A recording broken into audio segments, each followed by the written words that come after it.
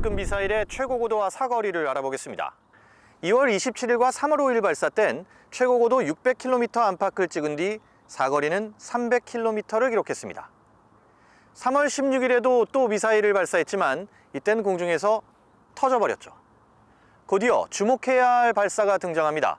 3월 24일 6000km까지 올라가고 1100km에 다다른 미사일을 쏘아 올린 겁니다.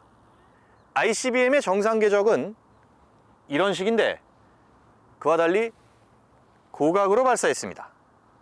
급기야 11월 18일 최고 고도 6000km에 사거리 1000km짜리 화성 17형을 쏘아 올린 겁니다.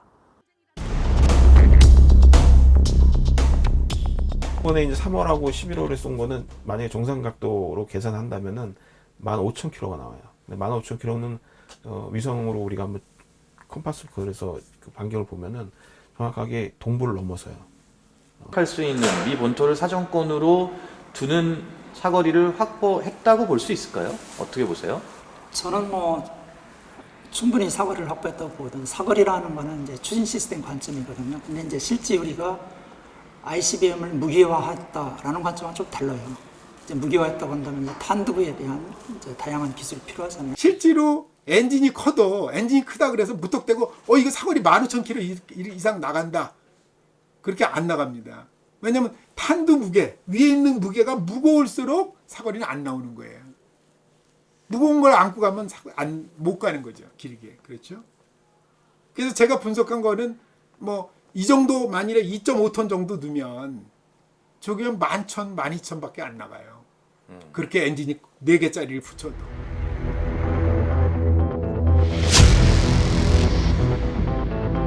북한에서 미국으로 탄도미사일을 쏜다고 가정을 하면 얘는 지구 대기권 밖으로 나갔다가 재진입할 때는 대각선 각도로 들어올 겁니다.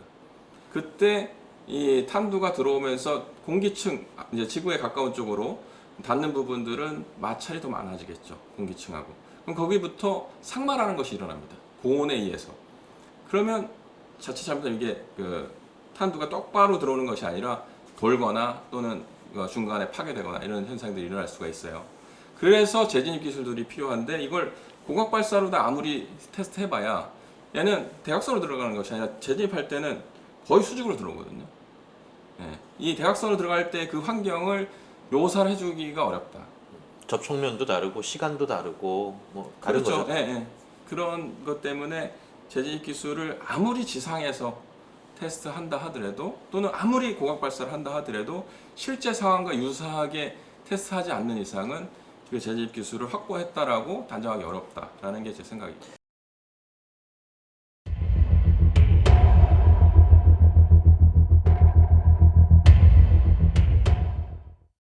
다시 들어오는 거예요. 들어올 때 저렇게 연기가 나면 안 돼요. 저 연기 난다는 건 탄다는 얘기예요.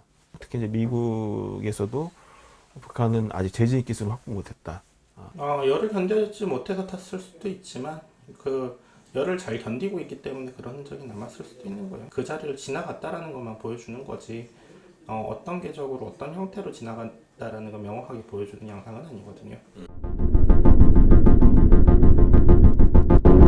다탄두 개별 진입체 MIRV라고 그래서 얘가 이제 사성 17형이 굉장히 둥글게 생겼잖아요. 그 얘기 무슨 얘기냐면 핵탄두를 여러 개 실는 겁니다. 핵탄두 현상이 이제 보통 그렇게 실을 때는 대부분 다 콘 형식으로 이렇게 콘 형태인데요. 그런 걸 여러 개 실어가지고 이제 쏘는 거죠. 그러면 그 MIRV를 쏘게 되면은 문제가 뭐냐면 하나는 워싱턴 DC에 떨구고 하나는 뉴욕에 떨구고 하나는 시카고에 떨굴 수 있는 겁니다. 각계적으로 타격을 가할 수 있는 거죠. 그러려면은 이 탄두가 그런 운용을 하려면은 거기에 보면은 이제 맨 위에다가 또 다른 막강한 또 엔진 시스템이 필요해요. 자세 제어도 할 수 있고 유도 제어를 할 수 있는 시스템이. 그걸 이제 포스트 부스트 비클이라고 해서 이제 후추진체라고 얘기를 합니다. PBV죠. 네. ICBM은 그 다탄두가 되지 않으면 사실은 생존성의 가치가 높질 않거든요. 그리고 그 사람들 입장에서는 반드시 개발해야 되는 절대절명의 어떻게 보면 전략적 과업이고, 그렇기 때문에 우리가 다탄두의 기능에 대한 어떤 시험을 했다 이런 거는 뭐 아직 보도된 게 없어요. 그렇지만 상당한 수준의 진전이 있었을 것이라고는 저는 뭐 보고 있어요.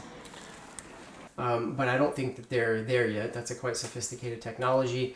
And we should also distinguish between multiple independently targetable reentry vehicles, or MIRV, and simply maneuverable or reentry vehicles and multiple reentry vehicles. You can have multiple warheads, for instance, that aren't in fact independently targetable. So you can have different forms of multiple warheads on a missile, and at least in my estimation, it would probably make more sense for North Korea to first develop multiple warheads and then after that work on the independent targetability of those reentry vehicles.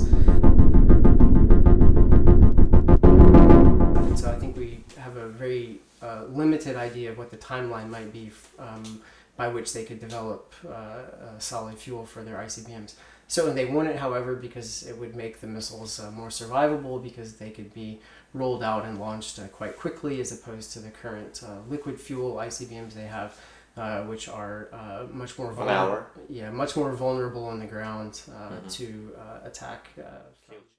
그러니까 고체형으로 전환하는 걸 못하는 게 아니라 추진체의 엔진이 확보되면은 언제든지 고체형 가능한 거예요. 이번에 성공했다라고 보는 거는 엔진 추진체를 어떻게 이제 정교하느냐의 문제에서 계속 중간에 봉착했던 걸 계속 풀어가는 과정이었고, 그걸 고체형으로 하는 거는 이제 언제든지 가능하죠.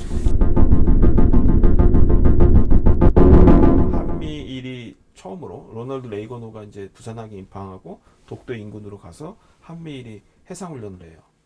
그래서 엄청 떠들썩했죠. 북한이 뭐 훈련 내내 기간 내내 미사일을 쏴댔죠. 막 사방으로 막 쏴대고 하다가 이제 훈련이 끝났어요. 끝나서 이제 들어올 때는 이제 일본 요코스카 공항이 그 항구가 모항이기 때문에 아래로 돌아가지고 대한해협으로 들어와서 부산항에 입학했죠. 근데 갈 때는 어떻게 했냐면은 위로 갔어요. 홋카이도에 이렇게 부분하고 요 사이에 스가루 해협이 있어요. 아이모리현이라는 곳 사이에.